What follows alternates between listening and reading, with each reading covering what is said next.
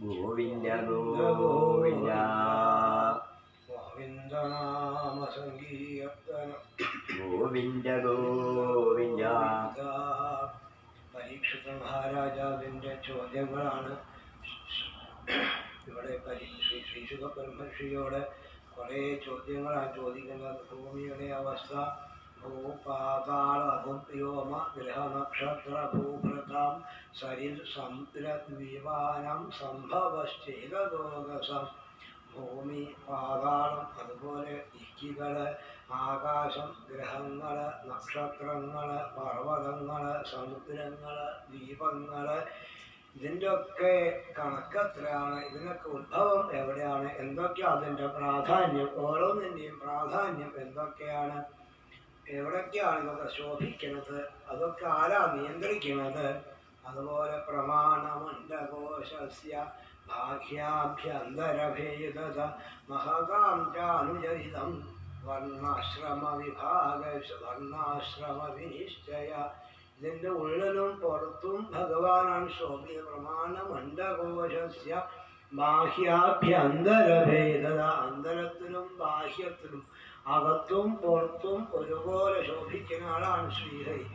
ആ ഭഗവാൻ എല്ലാത്തിൻ്റെയും ഉള്ളിലും പുറത്തും ഭഗവാൻ ശോഭിക്കുന്നുണ്ടെങ്കിലും ആ ഭഗവാന്റെ മഹിമ ഉള്ളിലും പുറത്തും ജീവസ്വരൂപേണ അകത്തും കാലസ്വരൂപേണ പുറത്തും ശോഭിക്കുന്ന ഭഗവാന്റെ മഹിമ പലതര. അതുപോലെ ഭഗവാനെ സർവാത്മന ആശ്രയിക്കുന്ന മഹതാം അനുചരിതം, മഹാത്മാക്കളുടെ കഥകളെ, ഭഗവാനെ സർവാത്മന ആശ്രയിച്ച ഭഗവത് ഭക്തന്മാരുടെ കഥകളെ, അതും വർണ്ണാശ്രമ വിനിശ്ചയ, വർണ്ണകളും ആശ്രമികളും അനുഷ്ഠിക്കുന്ന അവരുടെ ധർമ്മങ്ങള് വേറെ വേറെ, വർണ്ണധർമ്മങ്ങളും ആശ്രമധർമ്മങ്ങളും.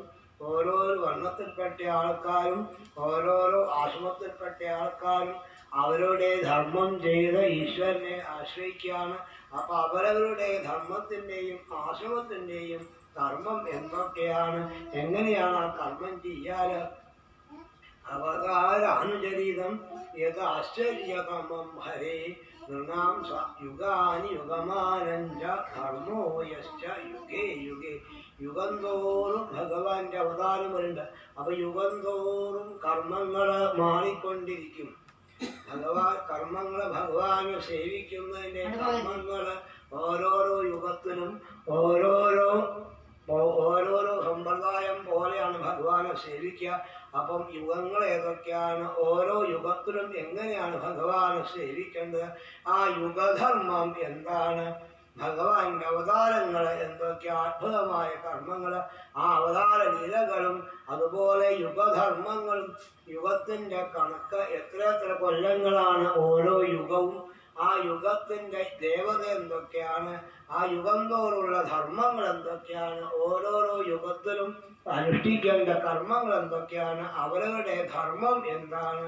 യുഗം മാറുന്നതനുസരിച്ച് കർമ്മവും മാറിക്കൊണ്ടിരിക്കും. ദൈവത്തിലെ ആൾക്കാര് കൃതകൃത്യന്മാരാവുകൊണ്ട് ധ്യാനത്തിൽ കൂടിയാണ് ഭഗവാനെ സേവിക്കുന്നത്. ത്രേതായുഗായപ്പോഴേക്ക് കർമ്മം മാറി. കാരണം എല്ലാവർക്കും ധ്യാനിക്കാൻ പറ്റാതെ കഴിഞ്ഞു. കൃതകൃത്യന്മാരായ ആൾക്കാരായിരുന്നു കൃതയുഗത്തിലെ ആൾക്കാർ മുഴുവൻ. അപ്പൊ അവർക്ക് യാതൊരു ബുദ്ധിമുട്ടില്ല, ഇരിക്കാനും ബുദ്ധിമുട്ടില്ല, ധ്യാനിക്കാനും ബുദ്ധിമുട്ടില്ല. അങ്ങനെ ബുദ്ധിമുട്ടില്ലാത്ത സന്ദർഭത്തില് അവര് ഭഗവാന് ധ്യാനയോഗത്തിൽ കൂടി ആശ്രയിച്ചിരുന്നു. ത്രേതായുഗായപ്പോഴൊക്കെ ശക്തി കുറഞ്ഞു, ഇരിക്കാൻ വയ്യ, പ്രാണനെ ഉൾക്കാൻ വയ്യ, ഇതൊന്നും വയ്യാത്ത ഘട്ടത്തില് യാഥാർത്ഥ കർമ്മങ്ങളെ കൊണ്ടാണ് ഭഗവാനെ സേവിച്ചത്. ഓരോരോ യുഗത്തിലും യുഗധർമ്മം എന്താണ്, ഓരോരോ യുഗത്തിലും എങ്ങനെയാണ് ഭഗവാനെ സേവിക്കേണ്ടത്, അവിടെ ധർമ്മങ്ങൾ എന്തൊക്കെയാ, ഓരോരുത്തരും അനുഷ്ഠിക്കേണ്ട ധർമ്മങ്ങൾ എന്തൊക്കെയാണ്, ഭഗവാന്റെ അത്ഭുതമായ ലീലകളും അവതാരാനുചരിതം യത് ആശ്ചര്യതമം ഹരേ. ശ്രീഹരിയുടെ അവതാരങ്ങളും അത്ഭുതമായ ഭഗവാന്റെ അവതാരങ്ങളും അതും വ്യക്തമാക്കിയിട്ട് പറഞ്ഞു തരണമെന്നാണ്. നൃണാം സാധാരണോ ധർമ്മ സവിശേഷശ്ച യാദൃശ ശ്രേണീയാം രാജഋഷീണാം ച ധർമ്മ കൃച്ഛ്രേഷു ജീവതം. സാധാരണയ്ക്ക് നാം സാധാരണോ ധർമ്മ സാധാരണയായിട്ട് മനുഷ്യന്മാർക്ക് സാധാരണയായിട്ടൊരു ധർമ്മമുണ്ട്. എല്ലാവർക്കും പൊതുവെയായിട്ട് സാധാരണയായിട്ടൊരു ധർമ്മം എല്ലാവർക്കും പറയാറുണ്ട്. ഈ ധർമ്മങ്ങൾ എന്തൊക്കെയാണ്, അതെന്തൊക്കെയാണ്? പിന്നെ ഓരോരോ ജാതിയിലുള്ള ആൾക്കാരും ധർമ്മ സവിശേഷ യാദൃശ ഓരോരോ വർണ്ണത്തിൽപ്പെട്ട ആൾക്കാരും എങ്ങനെയാണ് കർമ്മം അനുഷ്ഠിക്കേണ്ടത്, അതും മറ്റുള്ള ഋഷീശ്വരന്മാർ ധർമ്മം എന്തൊക്കെയാണ്? ശ്രേണീനാം രാജഋഷീണം രാജാക്കന്മാരുടെ ധർമ്മം, രാജഋഷീശ്വരന്മാരുടെ ധർമ്മം, ഓരോരോ മനുഷ്യരുടെയും പൊതുവെയുള്ള ധർമ്മം, പ്രത്യേകിച്ചുള്ള ധർമ്മം, എല്ലാവർക്കും പൊതുവെ അതിന് ഉത്തരം അവിടെയാണ് പറയുന്നത്. ഭാഗവതം മുഴുവൻ കേട്ടാലേ ഇതിന് ഉത്തരം ആവുള്ളൂ നൃത്തം പറയുന്നത്. ചോദ്യത്തിനുത്തരം എല്ലാ ദിക്കിലും കൂടി ആ ഉത്തരം പറയുന്നത്. അപ്പൊ ഇതിന് ഉത്തരം മുഴുവൻ മനസ്സിലാക്കണമെങ്കിൽ ഭാഗവതം മുഴുവൻ കേട്ടാലേ മനസ്സിലാവും. അതിന് ചോദിക്കുന്നത് ഇവിടെ നൃണാം സാധാരണോ ധർമ്മ സാധാരണയായിട്ട് മനുഷ്യന്മാർക്കൊരു ധർമ്മം, സാധാരണ പൊതുവെ എല്ലാവർക്കും അതൊരു 30 കാര്യങ്ങൾ സ്വപ്നസ്കന്ധം വർണ്ണിക്കുന്നുണ്ട്. പൊതുവെ എല്ലാവരും അനുഷ്ഠിക്കേണ്ട 30 കാര്യങ്ങൾ അവിടെ പറയുന്നുണ്ട്. പിന്നീട് ഓരോരുത്തരെയും ധർമ്മം ഏതാണ്? ബ്രാഹ്മണൻ, ക്ഷത്രിയൻ, വൈശ്യൻ, ശൂദ്രൻ, ബ്രഹ്മചാരി, ഗൃഹസ്ഥൻ, വാനപ്രസ്ഥൻ, സന്യാസി, ഇങ്ങനെയാണ് 4 വർണ്ണങ്ങളും 4 ആശ്രമങ്ങളും. അവരൊക്കെ പ്രത്യേകമായി അനുഷ്ഠിക്കുന്ന ധർമ്മം എന്തൊക്കെയാണ്? പിന്നെ സ്ത്രീകളുടെ ധർമ്മം എന്താണ്? എല്ലാവരും കേൾക്കണം. സ്ത്രീകളുടെ ധർമ്മം എന്താണ്? അതുപോലെ ധർമ്മകൃത്രേഷു ജീവത ആ ധർമ്മം ചെയ്താൽ ജീവിക്കാൻ പറ്റാത്ത ഘട്ടം വന്നാല് ആപദ്ധർമ്മമായിട്ട് എന്താ പറഞ്ഞത്? ചിലപ്പോൾ ചെയ്യാൻ പറ്റാഞ്ഞാല് ബ്രാഹ്മണർക്ക് ബ്രാഹ്മണ കർമ്മം കൊണ്ട് ജീവിക്കാൻ പറ്റാത്ത സാഹചര്യം വന്നു പോയാൽ പിന്നെ എന്ത് കർമ്മ ബ്രാഹ്മണൻ ചെയ്യാം?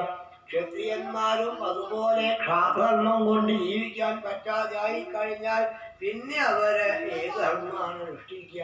ഇനി ഓരോരുത്തർക്കും ചെയ്യാൻ പറ്റിയ ആപദ്ധർമ്മം, ആപത്ത് കാലത്ത് കഷ്ടപ്പാട് വരുമ്പം ചെയ്യൽ ധർമ്മം കുറച്ചൊക്കെ മാറ്റം വരുത്താം. എങ്ങനെ മാറ്റം വരുത്താം? ആ ആപദ്ധർമ്മം ഏതൊക്കെയാണ്?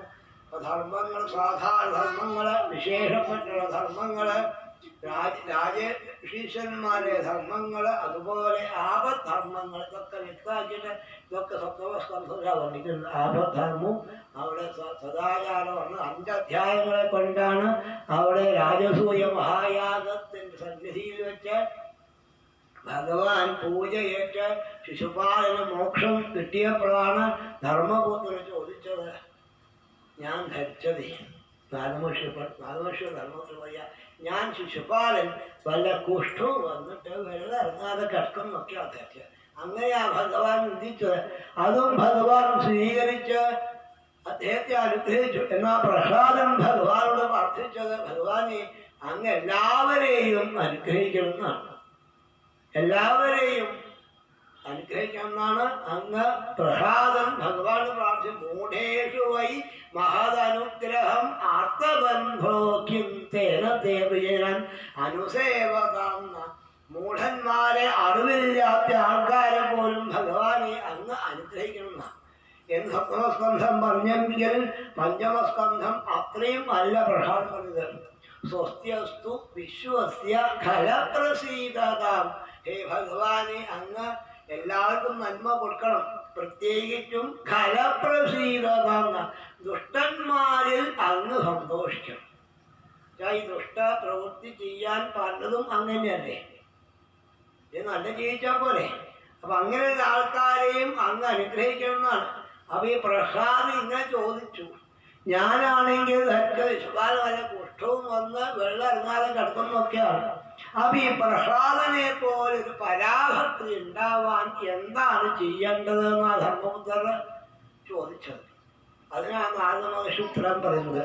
ചോദ്യോത്തരത്തിന് ചോദ്യം ധർമ്മപുത്രർ ഉത്തരം പറയുന്ന നാരദമഹർഷി കേൾക്കുന്നത് വാസ്തവം ശ്രീകൃഷ്ണ ഭഗവാനാണ്. ഭഗവാൻ സാക്ഷിയായിട്ട് ഈ നാരദമഹർഷി പറഞ്ഞത് മുഴുവൻ ശരിയാണ് എന്ന് ഒപ്പിടുന്ന ആള് ഭഗവാൻ ശ്രീകൃഷ്ണൻ. ഇതിനടിയിലൊക്കെ ഭാഗവൻ അടിയിലൊക്കെ ഒപ്പിട്ട ആരാ കുറിച്ച് നമ്മളല്ല. വാസുദേവായ സാക്ഷിണേ കൃപയാ തസ്മൈ വ്യാജചക്ഷേ മുമുക്ഷവേ നമഃ.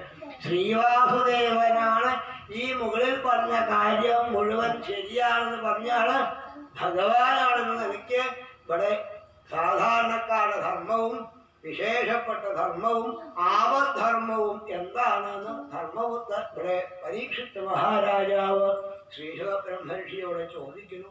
അതിൻ്റെ ഒക്കെ ലക്ഷണം എന്താണ്? തത്വാനം പരിസംഖ്യാനം ലക്ഷണം ഹേതു ലക്ഷണം പുരുഷാരാധന യോഗസ്യ ആധ്യാത്മികസ്യ. ഈ പ്രകൃതിയുടെ കണക്ക് അതും തത്വങ്ങളെ പറ്റി പല പല കണക്കും പല ആചാര്യന്മാരും പറയുന്നുണ്ട്. ഇതിന്റെ യാഥാർത്ഥ്യം എത്രയാണ് തത്വം എന്ന് വ്യക്തമാക്കണം. ചില ഏകാദശ സ്കന്ധത്തിൽ പറയുന്നുണ്ട് അത് 5 ആണെന്ന് പറയുന്നുണ്ട്, 25 എന്ന് പറയുന്നുണ്ട്, 16 എന്ന് പറയുന്നുണ്ട്, 49 എന്ന് പറയുന്നുണ്ട്. ഇങ്ങനെയുള്ള വേറെ വേറെ കണക്ക് പറയുമ്പം ഏതാ ഭഗവാനെ ശരിയായ തത്വം ഉദ്ധവൻ ചോദിക്കുന്നുണ്ട്.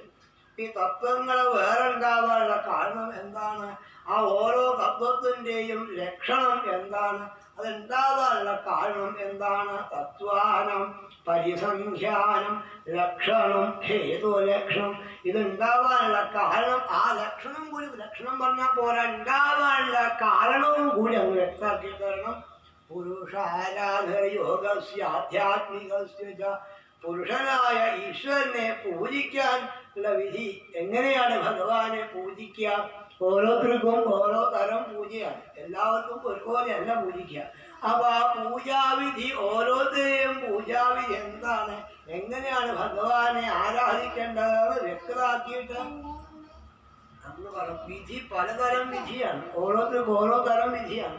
അപ്പൊ എങ്ങനെയാണ് ഓരോരുത്തരും എങ്ങനെ ഭഗവാനെ പൂജിക്കാം? എല്ലാവർക്കും ഭഗവാനെ പൂജിക്കാന്നാണ് ഏകാദശസ്കന്ധം പറഞ്ഞത്. എല്ലാവർക്കും ഭഗവാൻ പറഞ്ഞ എല്ലാവർക്കും ഭഗവാനെ പൂജിക്കാം. സർവവർണ്ണാനാമാശ്രമാണാം എല്ലാ പറഞ്ഞിട്ട് ആൾക്കാർക്കും ആശ്രമത്തിലും സ്ത്രീ ശൂദ്രാണാം സ്ത്രീകൾക്കും ശൂദ്രന്മാർക്കും കൂടി ഭഗവാനെ പൂജിക്കാമെന്നാണ്. പക്ഷെ ഓരോരുത്തർക്കും ഓരോ വിധിയാണ് ഭഗവാൻ, എല്ലാവർക്കും ഒരുപോലെ. അപ്പൊ ഓരോരുത്തരുടെ വിധി എന്താ? ഭാഗവത്തിലെ 27-ാം അധ്യായത്തിലെ ബ്രാഹ്മണ വിധിയാണ് അവിടെ പറയുന്നത്. ഭഗവാൻ എല്ലാവർക്കും ഭഗവാനെ പൂജിക്കും. അപ്പൊ എങ്ങനെയൊക്കെയാണ് ഭഗവാനെ പൂജിക്കേണ്ടത്, എങ്ങനെയൊക്കെ ഭഗവാനെ ആരാധിക്കണം, ആ ആരാധിക്കുന്ന രീതി ഓരോരുത്തരും എങ്ങനെയാണ് ഭഗവാനെ പൂജിക്കുന്നതെന്നും ഭഗവാന്റെ തത്വങ്ങളെ പറ്റിയിട്ടും പല കണക്കും പല ആൾക്കാരും പറയുമ്പം ഈ തത്വങ്ങളുടെ ശരിയായ കണക്ക് എന്താണ്, എങ്ങനെ ഭഗവാൻ എങ്ങനെയാണ് സജ്ജനങ്ങൾ പൂജിക്കാറ്, ആ പൂജാവിധി എങ്ങനെയാണ്, അതും വ്യക്തമാക്കിയിട്ട് പറഞ്ഞാലും പുരുഷാരാധന യോഗസ്യ ആധ്യാത്മികസ്യ.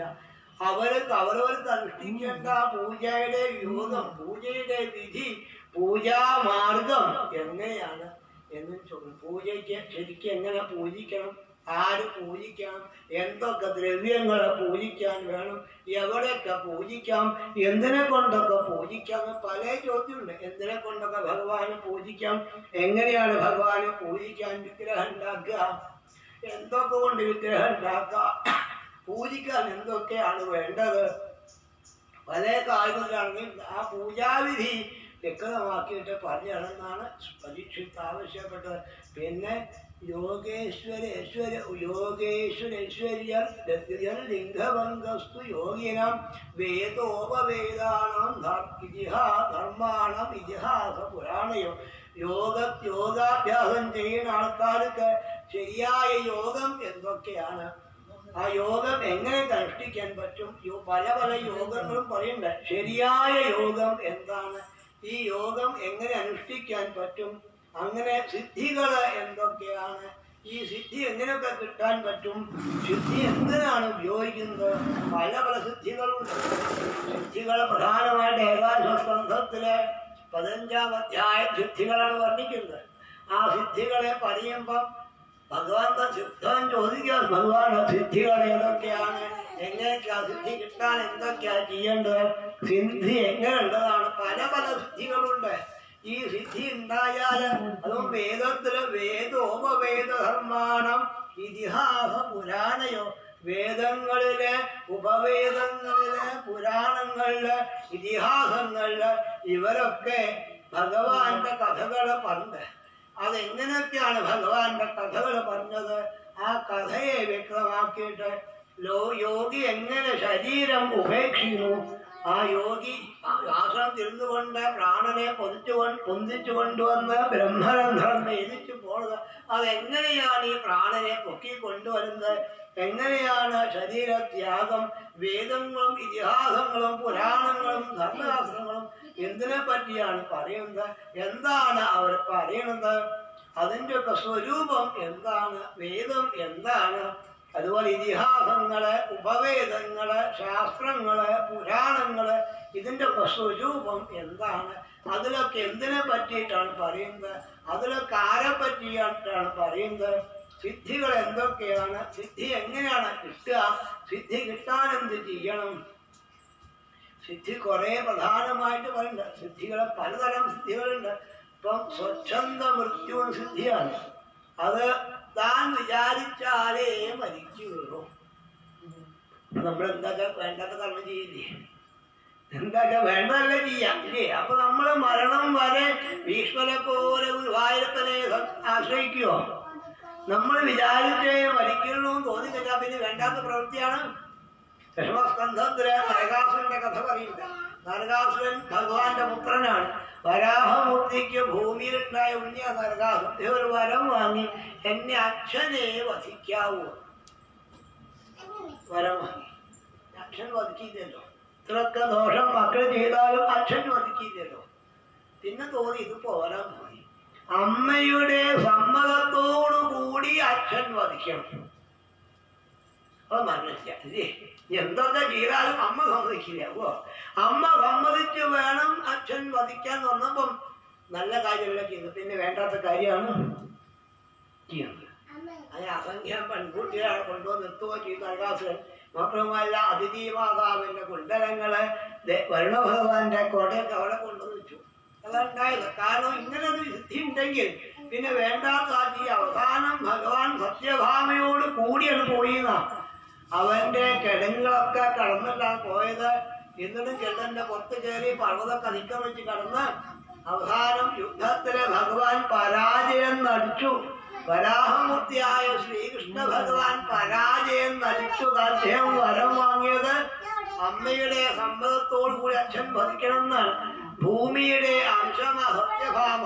സത്യഭാമ പറഞ്ഞു ഭഗവാനോട് വേഗം വധിച്ചോളൂ എന്ന് പറഞ്ഞപ്പം അനുവാദമായി എന്ന ഭാവത്തിലാണ് ഭഗവാൻ വധിച്ചത്. അപ്പൊ ഇങ്ങനെയൊക്കെ സിദ്ധി ഉണ്ടായാൽ വാസ്തവം ബുദ്ധിമുട്ടാണ്. സിദ്ധി ഉണ്ടായതാണ് ഋഷഭദേവന്റെ കഥയിൽ പറഞ്ഞത്. സിദ്ധി മനസ്സുകൊണ്ട് പോലും സ്വീകരിച്ചത് സിദ്ധി ഭക്തിക്ക് തടസ്സാണ്. കാരണം ദൂരത്തുള്ളത് കാണാൻ പറ്റുക, ദൂരദർശനം, ദൂരത്തുള്ളത് കാണാൻ പറ്റുക. അങ്ങനെ കാണാൻ സിദ്ധി വേണോ? ടി വി വെച്ചാൽ പോലെ സിദ്ധിയുടെ ആവശ്യം. ദൂരത്തുള്ള അമേരിക്കയിലെ കളിപ്പെടുന്ന് കാണുക. സിദ്ധിയുടെ ആവശ്യം അതിന്. ഇല്ലെങ്കിൽ പക്ഷികളെ പോലെ പറക്കാൻ സാധിക്കുക. എന്നാലും പക്ഷിയെ ജനിച്ചാൽ പോലെ. ഈ മനുഷ്യനും പക്ഷിയെ പറക്കാനാണോ? കനം കുറഞ്ഞ ഏറ്റവും കനം കുറഞ്ഞ വസ്തുവാക്കാം, ഏറ്റവും കനം കൂടിയ വസ്തുവാക്കാം, ഭാരം കുറയ്ക്കാം, ഭാരം കൂട്ടാം. ഇങ്ങനെ പല സിദ്ധികളുണ്ട്. ഈ സിദ്ധിയൊന്നും വാസ്തവം സിദ്ധിക്കൊന്നും മോഹിക്കേണ്ടത് ആകാശത്തൊന്നും നമ്മൾ സിദ്ധിക്ക് പോയാൽ ഭക്തി ഉണ്ടായിക്കൊള്ളണമെന്നില്ല. ഭക്തി ഉണ്ടെങ്കിൽ സിദ്ധി ഇങ്ങോട്ട് സിദ്ധിക്ക് വേണ്ടി വേറെ കർമ്മം ചെയ്യേണ്ട. അതാണ് ഹനുമാനൊക്കെ യോഗ്യത. ഹനുമാൻ എല്ലാ സിദ്ധിയും മാറി മാറി കാണിച്ച ആളാണെങ്കിലും ഹനുമാൻ അക്ര ഹനുമാൻ, സിദ്ധ ഹനുമാനല്ല. സിദ്ധി മാറി മാറി കാണിച്ച ആളാ ഹനുമാൻ, സിദ്ധ ഹനുമാനല്ല, ഭക്ര ഹനുമാൻ. ഭക്തിക്ക് വേണ്ടിയാണ് ചോദിക്കേണ്ടത്. അപ്പൊ ഈ സിദ്ധിയെ പിന്നാലൊന്നും പോണ്ട. സിദ്ധികൾ ഏതൊക്കെയാണ്, എങ്ങനെയൊക്കെയാ സിദ്ധി കിട്ടുക, അതിന്റെ കണക്കെത്രയാണ്, എത്ര സിദ്ധികളുണ്ട് പ്രധാനമായിട്ട്, ഇതൊക്കെ യോഗേശ്വരീയ ഐശ്വര്യഗതിൽ ലിംഗഭംഗസ്തു യോഗിനാം. എന്തൊക്കെ യോഗങ്ങളാണുള്ളത് വേദത്തില്, ഉപവേദത്തില്, ധർമ്മശാസ്ത്രങ്ങളില്, ഇതിഹാസങ്ങളില്, പുരാണങ്ങളിലൊക്കെ എന്താ പറഞ്ഞത്, അതിൽ ആരെ പറ്റിയാണ് പറഞ്ഞത്, എന്തൊക്കെയാണ് അതിൽ പറഞ്ഞത്, അതെങ്ങനെയൊക്കെ നടത്താൻ സാധിക്കും, ഈ ശരീരം എങ്ങനെ യോഗി എങ്ങനെ ശരീരത്തെ നശിപ്പിച്ച് ഭഗവാനിൽ ലയിക്കുന്നു യോഗി, ഇത് മുഴുവൻ വ്യക്തമാക്കിയിട്ട് വേണം ധർമ്മത്തിന്റെ സ്വരൂപത്തെ വ്യക്തമാക്കണം.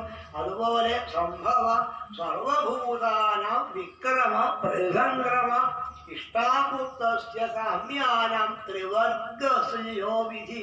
ഈ സകല ഭൂതങ്ങൾക്കുണ്ട് സംഭവ സർവഭൂതാനം എല്ലാ ജീവജാലങ്ങൾക്കുണ്ട്. ഉണ്ടാവലുണ്ട്, നിലനിൽക്കലുണ്ട്, നശിക്കലുണ്ട്. സൃഷ്ടി സ്ഥിതിയും സംഹാരവും സംഭവ സർവഭൂതാനം. ഉണ്ടായ വസ്തുക്കളൊക്കെ നിലനിൽക്കലുണ്ട്, പക്ഷെ ഇല്ലാതെയാവുന്നുണ്ട്. ഉണ്ടാവുക, നിലനിൽക്കുക, ഇല്ലാതെയാവുക എല്ലാ ജീവജാലങ്ങൾക്കും എല്ലാ വസ്തുക്കൾക്കും ഉള്ളതാണ്. ഉണ്ടാവലുണ്ട്, നിലനിൽക്കലുണ്ട്, ഇല്ലാതാവുന്നുണ്ട്. സംഭവ സർവഭൂതാനം വിക്രമ പ്രസംഗവ. എന്നാൽ വേദത്തിൽ പറഞ്ഞ പ്രകാരം കർമ്മം ചെയ്യാം. വേദത്തിലാണ് നമ്മളെ കർമ്മമൊക്കെ പറഞ്ഞ വേദത്തിലാണ്. നമ്മളുടെ പ്രാധാന്യത്തെ കൊടുക്കുന്ന ഭാവം വേദത്തിലാണ്. അങ്ങനെ വേദത്തിന്റെ വ്യാഖ്യാനം പുതുതാക്കിയിട്ടില്ല. എന്നെ മൊബൈലിൽ പറഞ്ഞു. അതും ഗായത്രി യജുർവേദത്തെയാണ്. അത് ഓരോരോ വേദം ഓരോന്നിനെയാണ് പ്രധാനമായിട്ട് പറയുന്നത്. ഋഗ്വേദം, യജുർവേദം, സാമ, ഇത് മൂന്നിനാ പ്രത്യേകം പറഞ്ഞത്. ഋഗ്വേദത്തെ കർമ്മകാന്ഡമായിട്ട് ഋഗ്വേദത്തെ പറയുന്നത്. സാമവേദം പറയുന്നത് ഉപാസനാകാന്ഡമാണ്. യജുർവേദം പറയുന്നത് ജ്ഞാനകാന്ഡമാണ്. ഇതിന് 3 കാണ്ഡത്തെ വേറെ പറഞ്ഞു. അതും യജുർവേദത്തിന്റെ അനവധി ശാഖകളെ പ്രധാനമായിട്ട് കൃഷ്ണയജുസ്സും ശുക്ലയജുസ്സും വേറെ കാണിച്ചു. അതിൽ നമ്മളുടെ തൈത്തിരീയ സംഹിതയെ ഇപ്പൊ വ്യാഖ്യാനിച്ച് പുറത്തിറക്കിയിട്ടുണ്ട്. അത് 2500ഓളം പേജായിട്ട് 3 വാള്യമുള്ള പുസ്തകമായിട്ടാണ് നല്ല ഭാഷ തിരിച്ചിട്ട് പുറത്തിറക്കിയിട്ടുണ്ട്. ആവശ്യക്കാർക്ക് ഈ പുസ്തകത്തെ ആ പുസ്തകാളിക്ക് വിളിച്ച് പറഞ്ഞാൽ പുസ്തകങ്ങളെ കൊണ്ടു തരുന്ന DC പുസ്തകം പറഞ്ഞു. മൊബൈൽ പറഞ്ഞാണ്. യജുർവേദത്തിൽ അത് മന്ത്രങ്ങളും ബ്രാഹ്മണങ്ങളും വേറെ തിരിച്ച് മന്ത്രങ്ങളും അത് ചെയ്യേണ്ട വിധിയും വേറെ പറഞ്ഞു കൊടുക്കുകയാണ്. അപ്പൊ നമ്മുടെ കാര്യങ്ങളൊക്കെ പ്രതിപാദിച്ച് വേദത്തിലാണ്. ആ വേദം എങ്ങനെ പറഞ്ഞു? ഇഷ്ടങ്ങളും പൂർത്തങ്ങളായ കർമ്മങ്ങള് ഇഷ്ടാപൂർത്തസ്യ കാമാനം ത്രിവർഗസ്യോ വിധി. ഇഷ്ടങ്ങളും പൂർത്തങ്ങളായ കർമ്മങ്ങള്. ഇഷ്ടങ്ങളെന്ന് വെച്ചാല് 2 കർമ്മങ്ങളെ ദശമസ്കന്ധം വന്നിട്ടുണ്ട്. രുക്മിണീ സ്വയംവരത്തിലാണ് പൂർത്തേഷ്ടദത്ത നിയമമൂലക ദേവ വിപ്രപൂർവച്ചനാതിവിരലം ഭഗവാൻ പരേശം. രുക്മിണി അവിടെ പറയുന്നുണ്ട്. പൂർത്തങ്ങളും ഇഷ്ടങ്ങളുമായ കർമ്മങ്ങൾ മുഴുവൻ ഞാൻ ചെയ്തിട്ടുണ്ട്. പൂർത്തങ്ങളാകുമ്പോൾ കിണർ കുഴിക്കുക, കുളം കുഴിക്കുക, ഇങ്ങനെയൊക്കെ തടാകങ്ങൾ നിർമ്മിക്കുക, മൃഗങ്ങളൊക്കെ കുടിക്കാൻ വേണ്ട വെള്ളം കൊടുക്കാൻ വേണ്ടിയിട്ട് തൊട്ടി ഉണ്ടാക്കി വെക്കുക, വെള്ളം കോരിയാക്കാൻ ആളെ ആക്കുക, ഇതൊക്കെയാണ് ഇത്. അതുപോലെ തന്നെ വ്രതങ്ങൾ അനുഷ്ഠിക്കുക. ഏകാദശി, ദ്വാദശി തുടങ്ങിയ വ്രതങ്ങളെ പ്രദോഷം, ഷഷ്ഠി, വാവ്, തിങ്കളാഴ്ച നോക്കിയാൽ എല്ലാ വ്രതങ്ങളും ഇതൊക്കെ വേണ്ട പോലെ അനുഷ്ഠിച്ച ആളാണ് രുക്മിണി എന്നാണ്. ഇവ പൂർത്തങ്ങളും ഇഷ്ടങ്ങളായ കർമ്മങ്ങള് വേദത്തിലാണ് പ്രതിപാദിച്ചത്. ആ വേദം എങ്ങനെ ഇത് പറയുന്നത്? ആ വേദകർമ്മങ്ങളെ വ്യക്തമാക്കിയിട്ട് പറയണം. അതും പ്രധാനമായിട്ട് ത്രിവർഗത്തെ അവിടെ സൂചിപ്പിച്ചു. 4മത്തത് ഇവിടെ പറഞ്ഞില്ല. ഈ 3 കർമ്മങ്ങളും എന്തിനു വേണ്ടിയാന്ന് ചോദിച്ചാൽ 4മത്തെ കിട്ടാനാണ്. പുരുഷാർത്ഥങ്ങൾ പ്രധാനമായിട്ട് 4ആണ്. ധർമ്മം, അർത്ഥം, കാമം, മോക്ഷം. ഈ ധർമ്മം എന്തിനു വേണ്ടി ചെയ്യുന്നു? അർത്ഥം എന്തിനു സമ്പാദിക്കണം? കാമം എന്താണ് ചോദിച്ചാൽ ചതുർത്ഥ സ്കന്ധമാണ് പറയുന്നത്. എന്താണ് ധർമ്മം ചോദിച്ചാല് അത് ഭാഗവതം മുഴുവൻ നോക്കിയാലേ ഒരു ഉത്തരം കിട്ടുള്ളൂ. ചതുർത്ഥ സ്കന്ധത്തില് ദക്ഷയാഗത്തിൽ കൂടിയാണ് ധർമ്മം എന്താണെന്ന് പറഞ്ഞത്. ദക്ഷയാഗത്തിന് ഒരിക്കലെല്ലാവരെയും വിളിച്ച് ഭഗവാൻ മഹാദേവൻ ഭഗവാൻ തന്നെ വിളിച്ചിട്ട് ഭഗവാനോട് വന്ന് എല്ലാവരും ഭഗവാനെ ഭക്തിയോട് കൂടി സ്തുതിച്ചപ്പം സ്തുതിയേറ്റ ഭഗവാന്റെ വാക്കാണ് ധർമ്മം. ഭഗവാൻ പറഞ്ഞ പ്രിയമാണ് ഇവാനഖാന, പ്രിയം ഉള്ളവനെ പോലെ. ഭഗവാന്റെ വാക്കാണ്. 6 അധ്യായത്തിന്റെ സാരമായിട്ട് വന്ന് ഭഗവാൻ എന്താ പറഞ്ഞത്? വേദബുദ്ധി ഉണ്ടാവാൻ പാടില്ല. ഞാനും ബ്രഹ്മാവും മഹാദേവനും ഒന്നാണ്, വേറെ കാണാൻ പാടില്ല എന്നാൽ അതാണ് വേദബുദ്ധി ഇല്ലാതെ കണ്ട് ഈശ്വരനെ സേവിക്കലാണ് യഥാർത്ഥ ധർമ്മം. അപ്പൊ ഏത് ഈശ്വരനെ വേണിച്ചാല് നമുക്ക് തൊഴാം. ഏത് അമ്പലത്തിൽ പോയാൽ തൊഴാം. ഏത് ഭഗവാനെ വേണിച്ചാല് ഇതിലൊക്കെ ശോഭിക്കുന്ന ശ്രീഹരിയാണെന്ന ഭാവത്തിന് മഹാദേവനെയും വന്ദിക്കാം, ഗുരുവായൂരപ്പനെയും വന്ദിക്കാം. ഗുരുവായൂർ പോയാൽ ഗുരുവായൂരപ്പനെയും തൊഴാം, ഗണപതിയെയും തൊഴാം, ശാസ്താവിനെയും തൊഴാം, ഭഗവതിയെയും തൊഴാം. ഇനി പുറത്തിറങ്ങാം, മമ്മിയൂർ പോയാൽ മഹാദേവനെയും കുടുംബസമേതം വന്ദിക്കാൻ. ഇനി വേറെ അമ്പലത്തിൽ പോയാൽ അവിടെ പോയാലും വേറെ വേറെ കാണാൻ നമുക്ക് ഭസ്മക്കുറി ഇടാം, ചന്ദനക്കുറി ഇടാം, സിന്ദൂരക്കുറിയും. പക്ഷെ പൂജയ്ക്കാണ് ചന്ദനക്കുറിയൊക്കെ നിർബന്ധമൊന്നുമില്ല. ഭസ്മം നിർബന്ധ. ഭസ്മം ഇട്ടോ, ചിലർ ഭസ്മം ഇല്ല, ഭസ്മം തൊട്ട് പോലും ചെയ്യില്ല. ഇങ്ങനൊക്കെ വേറെ വേറെ കാണണം അല്ലേ? വേറെ വേറെ കാണാൻ പാടും. ഭസ്മം ചന്ദനമൊക്കെ നമുക്കാവാം. ഭസ്മം പറഞ്ഞാൽ ഭസ്മം എല്ലാവരും ഇട്ടോളന്നാണ്. മലയാളി ബ്രാഹ്മണരുടെ രാവിലെ കുളിച്ചാൽ ഭസ്മം കുറിയിട്ടോളം, ചന്ദനം പൂജയ്ക്കാൻ ഇട്ടോളൂ, ഇല്ലേ പ്രസാദം ഇട്ടോളൂ. ഭസ്മം പ്രധാനമായിട്ട് വേണം. അപ്പൊ വേറെ വേറെ ശിവനും വിഷ്ണുവും വേറെ അത് കാണരുത്. വേറെ അത് പറഞ്ഞാൽ തന്നെ നാമ അപരാധം പറയുന്നുണ്ട്. 10 കൂട്ടം കാര്യങ്ങളാണ് നാമ അപരാധമായിട്ട് പറയുന്നത്. അത് ഏറ്റവും പ്രധാനമായിട്ട് ശിവനും വിഷ്ണുവും 2 ആണ് എന്ന് പറഞ്ഞാൽ വലിയ പാപായി. ഒന്നേ ഉള്ളൂ, 2 ഇല്ല. ഒരേ ഒരു ഈശ്വരൻ തന്നെയാണ് 2ഉം 3ഉം രൂപത്തിൽ. എട്ടച്ഛൻ പറയുന്നത് ഒന്നായ നിന്നെ ഇഹ 2 കണ്ടളവിലുണ്ടായോരിണ്ടാവതൽ. ഒന്നായ വസ്തുവിനെ 2ഉം 3ഉം അനവധിയായി കണ്ടാൽ വിഷമുണ്ടാവും. ഒരേ ഒരു വസ്തു തന്നെയാണ്, ശിവൻ തന്നെയാണ്, വിഷ്ണു തന്നെയാണ് ശിവൻ. വേറെ വേറെ കണ്ടുപോകരുത്. വേദബുദ്ധി പാടില്ല എന്ന് പറഞ്ഞതാണ് ശരിയായ ധർമ്മം. അതാണ് അവിടെ ബോധ്യം. പിന്നെ അർത്ഥം എന്താണെന്ന് വെച്ചാൽ ധ്രുവനാണ് പറഞ്ഞത്. ശരിയായ അർത്ഥം എന്താ വെച്ചാൽ നശിക്കാത്തതാണ്. അർത്ഥധനം. ശരിയായ അർത്ഥം ശ്രീകൃഷ്ണ പാദഭക്തിയാണെന്ന് ബോധ്യപ്പെടുത്തിയ ആളാ ധ്രുവൻ. കാരണം അവസാനം അനുപറഞ്ഞ് യുദ്ധം നിർത്തിയപ്പോഴാണ് അവിടേക്ക് കുബേരൻ വന്നു. കുബേരൻ ധനത്തിന്റെ അധിപതിയാ. കുബേരൻ ചോദിച്ചു എന്താ ധ്രുവ വേണ്ടതെന്ന് ചോദിച്ചപ്പോൾ ധ്രുവൻ പറഞ്ഞത് എനിക്ക് ഇളകാത്തൊരു ഭക്തി വേണം, ഭഗവത് പാദ ഭക്തി വേണം. അപ്പൊ ശരിയായ ധനം ഭക്തിയാണെന്ന്. അപ്പൊ അർത്ഥം ധർമ്മം ഭഗവാനെ സേവിക്കുക, അർത്ഥം ഭക്തിയെ സമ്പാദിക്കുക. കാമം എന്താന്ന് വെച്ചാൽ പൃഥുവിന്റെ കഥയിലാ പറഞ്ഞത്. ശരിയായ കാമം എന്താന്ന് വെച്ചാല് പൃഥു പറഞ്ഞത് എനിക്ക് ഭഗവാന്റെ കഥകൾ കേട്ടിട്ട് മതിയായിട്ടില്ല.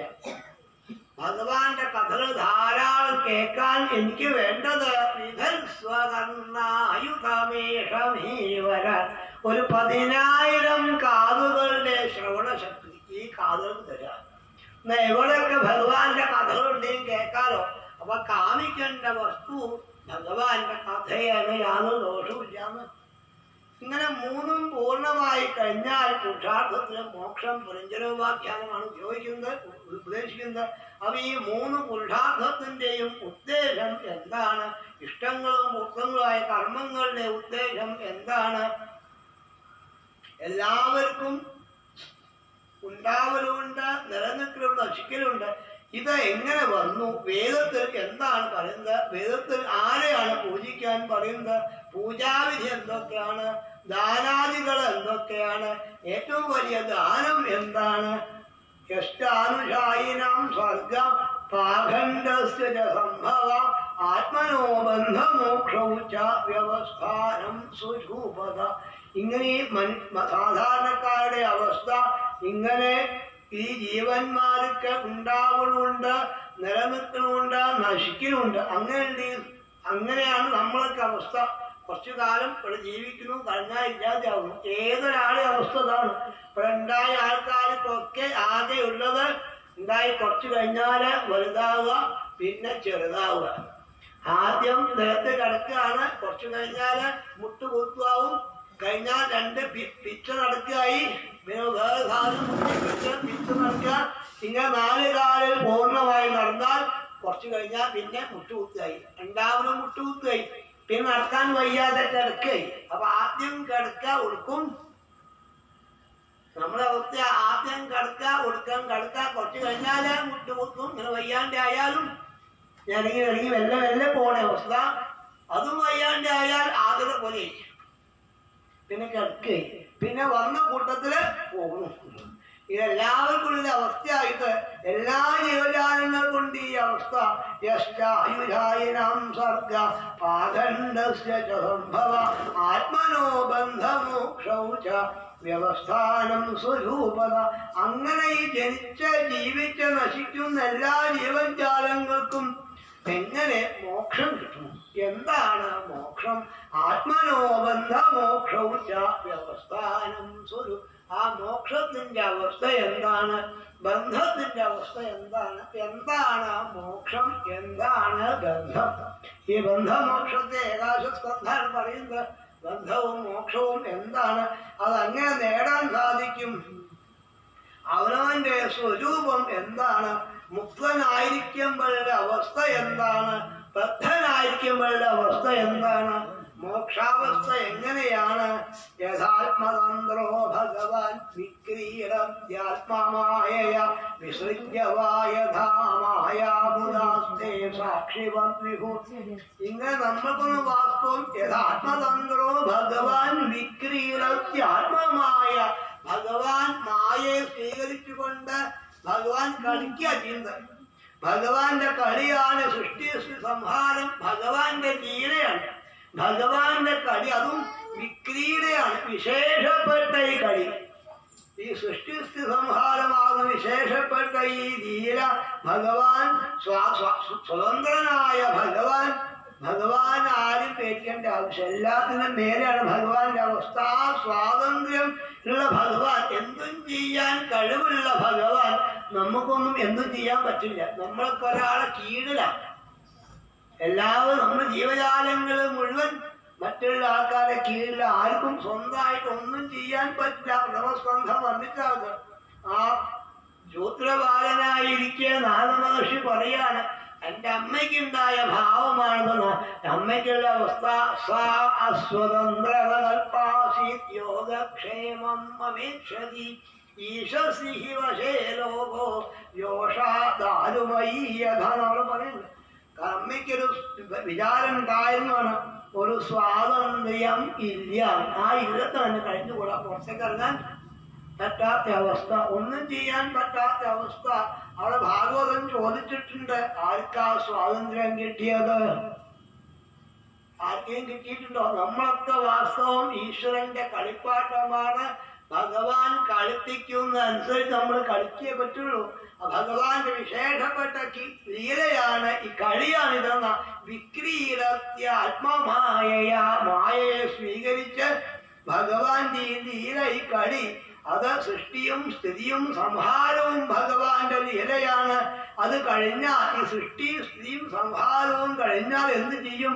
ആവശ്യം കഴിഞ്ഞാൽ ഭഗവാൻ വിസർജ്യവായധാമായ ഉദാസ്തേ സാക്ഷിവത് വിഭു. ആവശ്യം കഴിഞ്ഞാൽ ഈ മായയെ ഭഗവാൻ വേണ്ടാന്ന് വെച്ച് ഭഗവാൻ സുഖമായിട്ട് ഉറങ്ങുന്നു. കാരണം ഭഗവാൻ സൃഷ്ടിക്കണം തോന്നുമ്പം മായ ഭഗവാനെ പ്രേരിപ്പിച്ചിട്ടാണ് സൃഷ്ടിച്ചത്. അങ്ങനെ സൃഷ്ടി സ്ത്രീ സംഹാരവും കഴിഞ്ഞാൽ, ഈ ലീല കഴിഞ്ഞാൽ ഭഗവാൻ മായയെ വേണ്ടെന്ന് വെച്ചാൽ മായ പോവായി. പിന്നെ ഭഗവാൻ സുഖമായിട്ട് ഉറങ്ങുന്നു. പിന്നെ ആവശ്യമാവുമ്പോൾ മായ ഉണർത്തണം എന്നാണ്. അങ്ങനെ സ്വതന്ത്രനായ ഭഗവാൻ സാക്ഷിയെ പോലെയാണ് ഇതൊക്കെ ചെയ്യുന്നത്. ഇതെല്ലാം ഭഗവാൻ ചൈതന്യ രൂപേണ വർദ്ധിച്ച് ഇതൊക്കെ ഭഗവാൻ അറിയുന്നുണ്ട്. ഭഗവാനായിട്ടൊന്നും ഒരു ബാധകവും ഇല്ലാത്ത ഭഗവാന്റെ മഹിമയെ വിസ്തരിച്ച് വർണ്ണിക്കണം ശ്രീശുഖ ബ്രഹ്മർഷി എന്നാണ്.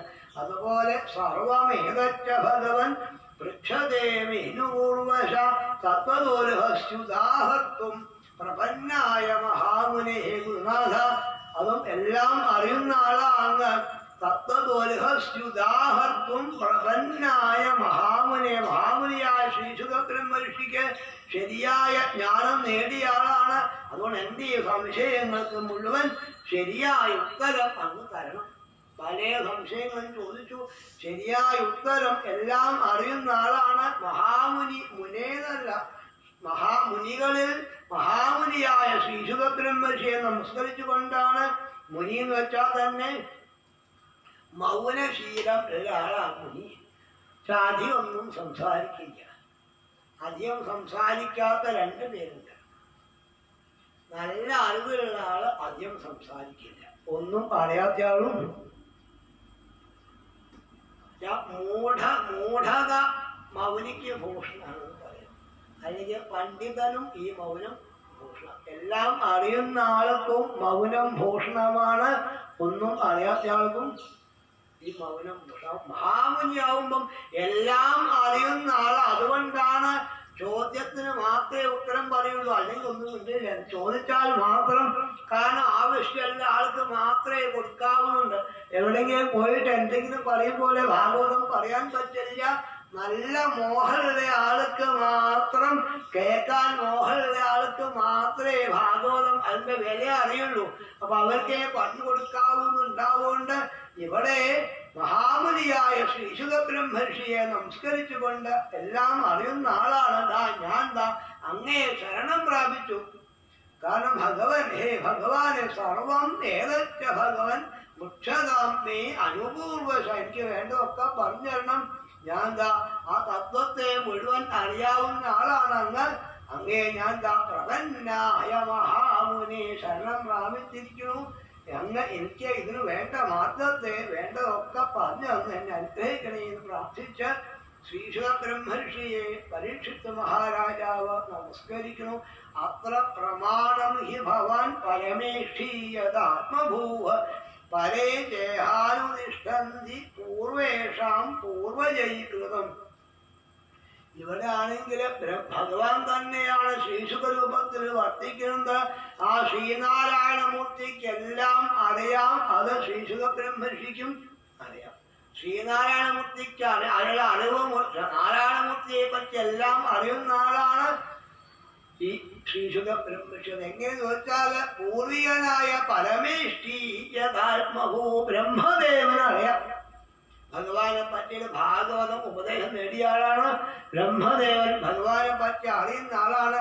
ആ ബ്രഹ്മദേവനെ പോലെ ശ്രീശുക ബ്രഹ്മർഷി അങ്ങേക്കെല്ലാം അറിയുന്ന, എല്ലാം അറിയുന്ന ആളാണ്. ബ്രഹ്മാവിനെ പോലെ തന്നെ എന്ത് അറിവുള്ള ആളാണ്. അതുകൂടാതെ ഇവിടെ അനവധി പേരുണ്ട്. പരേ ദേഹ അനുതിഷ്ഠന്തി പൂർവേഷാം പൂർവ, ഇവിടെ അസംഖ്യം പേര് ശ്രീമദ് ഭാഗവതം കേൾക്കാനുണ്ട്. ഇവരൊക്കെ വന്നത് വാസ്തവം നല്ല അറിവുള്ള ആൾക്കാരെ വന്നതുണ്ട്, അവർക്കൊക്കെ അറിയാം. അങ്ങനെയുള്ള ആൾക്കാരൊക്കെ ഞാൻ ചോദ്യം ചോദിക്കാൻ നിമിത്തമായി തീർന്നുള്ളൂ. ഇവരൊക്കെ ഒരു സംശയമില്ലാതെ ഭഗവാൻ സേവിക്കുന്ന ഋഷീശ്വരന്മാരാ. ശ്രീ വസിഷ്ഠ, ശവന തുടങ്ങിയ ആൾക്കാർക്കെല്ലാം അറിയുന്ന ആൾക്കാരാണ്. എങ്കിലും അവരെക്കാളിലൊക്കെ മുമ്പുള്ള ആളാ ബ്രഹ്മദേവൻ. ആ ബ്രഹ്മദേവന് എല്ലാം അറിയാം. ആ ബ്രഹ്മദേവൻ എന്തൊക്കെ അറിവുണ്ടോ അതൊക്കെ അങ്ങേക്കും അറിയാം. ബ്രഹ്മദേവന്റെ അറിവ് മുഴുവൻ അങ്ങേക്കുണ്ട്. അതുകൊണ്ട് എനിക്ക് വേണ്ട പോലൊക്കെ പറഞ്ഞു തരണം. കാരണം ബ്രഹ്മദേവൻ ശ്രീനാരദ മഹർഷിക്ക് തൻ്റെ അറിവ് മുഴുവൻ പറഞ്ഞു കൊടുത്തു. തൻ്റെ അറിവ് മുഴുവൻ ബ്രഹ്മദേവൻ തന്നെ നമസ്കരിച്ച ശ്രീനാരദ മഹർഷിക്ക് പറഞ്ഞു കൊടുത്തപ്പം ശ്രീനാരദ മഹർഷിയും എല്ലാം അറിവുള്ള ആളായി മാറി. ഭഗവാൻ ബ്രഹ്മദേവൻ ഉപദേശിച്ച ബ്രഹ്മദേവൻ ഭഗവാനെ പോലെയായി. ആ ബ്രഹ്മദേവൻ ശ്രീനാരദ മഹർഷിക്ക് പറഞ്ഞു കൊടുത്തപ്പം ശ്രീനാരദ മഹർഷിയും ഭഗവാനെ പോലെ, അതാസ്കന്ധ 13-ാം അധ്യായത്തില് ശ്രീകൃഷ്ണൻ തന്നെയാണ് ബ്രഹ്മദേവൻ, ശ്രീകൃഷ്ണൻ തന്നെയാണ് നാരദ മഹർഷി, ശ്രീകൃഷ്ണൻ തന്നെയാണ് വ്യാസൻ. ഭാഗവതം ഉപദേശം സ്വീകരിച്ച ആൾക്കാർ മുഴുവൻ ശ്രീകൃഷ്ണൻ എന്നുള്ള ഭാവത്തിലാണ്. കൃഷ്ണായ മുനയേവ, ശ്രീകൃഷ്ണനായ മുനിയാണ്. വ്യാസനും ശ്രീകൃഷ്ണനാണ്. നാരദ മഹർഷി തന്റെ അറിവ് മുഴുവൻ അവസരം കിട്ടിയപ്പോൾ വേദവ്യാസന് പറഞ്ഞു കൊടുത്തു. സംയാപ്രാസത്തിൽ പോയി ദുഃഖിക്കുന്ന വേദവ്യാസന്റെ ദുഃഖത്തെ തീർത്ത് അനുഗ്രഹിച്ച് വേണ്ട ഉപദേശം ബ്രഹ്മാവ് തനിക്ക് പറഞ്ഞു തന്നത് മുഴുവൻ ശ്രീനാഥ മഹർഷി പറഞ്ഞു കൊടുത്തു. തന്റെ അനുഭവം കൂടി വേദവ്യാസന് ശ്രീനാഥ മഹർഷി പറഞ്ഞു കൊടുത്തു, വേദവ്യാസന് പറഞ്ഞു കൊടുത്തു. ആ വേദവ്യാസൻ ഇത് തന്റെ പുത്രനായ ശ്രീശുക ബ്രഹ്മർഷിക്ക് ഉപദേശിച്ചു. ഇങ്ങനെ ഒരു ഗ്രന്ഥമായിട്ട് വേദവ്യാസൻ എഴുതി. നാരദന്റെ ഉപദേശം കേട്ട് നാരദൻ കണ്ടത്, ഹേ വ്യാസ, അങ്ങയുടെ ജ്ഞാനം വേണ്ട പോലെ ആയിട്ടില്ല. ഗ്രന്ഥത്തിൽ കാണിച്ചത് പോരാ. അങ്ങ് ധർമ്മത്തിനും അർത്ഥത്തിനും കാമത്തിനും കൊടുത്ത പ്രാധാന്യം മോക്ഷത്തിന് കൊടുത്തത് പോരാ. ഈ പറഞ്ഞ കൂട്ടത്തിൽ വാസുദേവസ്യ മഹിമാഹി അനുവർണ്ണിത, ശ്രീവാസുദേവന്റെ മഹിമ പറഞ്ഞത് പോരാന്നാ പറഞ്ഞത്. അത് പറഞ്ഞോളൂ വ്യാസാന്ന. അത് പറയുമ്പോ കുറച്ചൊക്കെ തെറ്റ് വന്നാലും സാരമില്ല. തെറ്റ് വായിക്കണമെന്നല്ല, നമുക്ക് ഇവരല്ല നാഗമഹർഷിക്കറിയാം. ഇനി പോരായൊക്കെ വന്നാലും ആ പോരായൊക്കെ ഭഗവാൻ ക്ഷമിച്ചോളൂ, ഭഗവാന്റെ മഹിമയെ പറഞ്ഞോളൂ. അങ്ങനെ ഒരു ഗ്രന്ഥം വേദവ്യാസൻ എഴുതുകൊണ്ടാണ് നമ്മൾക്കൊക്കെ ഈ ഭാഗവതം കയ്യിൽ കിട്ടിയത്. അങ്ങനെ ഗ്രന്ഥത്തെ എഴുതിയത് മാത്രമല്ല, തന്റെ പുത്രനായ ശ്രീശുക ബ്രഹ്മർഷി അത് പഠിപ്പിച്ചു വേദിവ്യാസൻ. ആ ശ്രീശുക ബ്രഹ്മർഷിയോടാണ്. അപ്പൊ ശ്രീശുകൻ ഭഗവാനെ പോലെ തന്നെയാണ്. ഭഗവാനുള്ള ജ്ഞാനം മുഴുവൻ ഇങ്ങനെ പരമ്പരയായിട്ട് വരെ. കാരണം ശ്രീശുകൻ വ്യാസനെന്നും പരീക്ഷത്തിന് കിട്ടി, വ്യാസനാണെങ്കിൽ നാരദെന്നും കിട്ടി, നാരദന് ബ്രഹ്മദേവനെന്നും കിട്ടി, ബ്രഹ്മദേവന് ഭഗവാനെന്നും കിട്ടിയതാണ് ആ ജ്ഞാനം. അത് ശരിയായ മഹത്വത്തെ എന്റെ സംശയം തീർക്കാൻ ഉപദേശിക്കണേ എന്ന് പ്രാർത്ഥിച്ച് പരീക്ഷിത്ത് മഹാരാജാവ് ഇവിടെ നമസ്കരിക്കാണ് ശ്രീശുക ബ്രഹ്മർഷിയെ ചെയ്യുന്നത്. പരായന്തി ബ്രഹ്മൻ അനശനാദമി പിബോഷപീയൂഷം ത്വന്മുഖ പിബോഷപീയൂഷം അന്യത്ര കുപിതാദ്വിജാൽ. ഈ ജ്ഞാനത്തെ വാസ്തവം പിബോഷപീയൂഷം അന്യത്ര കുപിതാദ്വിജാൽ. ഈ ഭാഗവത ജ്ഞാനത്തെ ഉൾക്കൊള്ളാൻ സാധിക്കേ ബ്രഹ്മർഷി. വാസ്തവം അങ്ങയുടെ മുഖത്തൊന്നും ഭഗവാന്റെ തിരുമുഖത്തൊന്നും ഇറങ്ങി വന്നതാണ് ഈ ഭാഗവതം. അത് അങ്ങനെ ഭഗവാന്റെ തിരുമുഖത്തൊന്നും ഇറങ്ങി വന്ന ഈ ഭാഗവതത്തെയാണ് ഇനി ആയസ് വീണു പോണ സമയം വരെ പിബതൊറ്റുതപീയൂഷം ഈ ഭഗവാന്റെ മുഖത്തു നിന്നും ഒഴുകി വന്നിട്ടുള്ള ഈ ശ്രീമദ് ഭാഗവതം ഭഗവാന്റെ കഥകളാകുന്ന ഈ അമൃതനെ എനിക്ക് ഉപദേശം. എങ്ങനെ ഞാൻ ബ്രാഹ്മണ ശാപം കൊണ്ടാ ഇവിടെ എത്തിയത്, ആ ബ്രാഹ്മണന്റെ കോപം കൊണ്ടാ ഇവിടെ എത്തിയത്.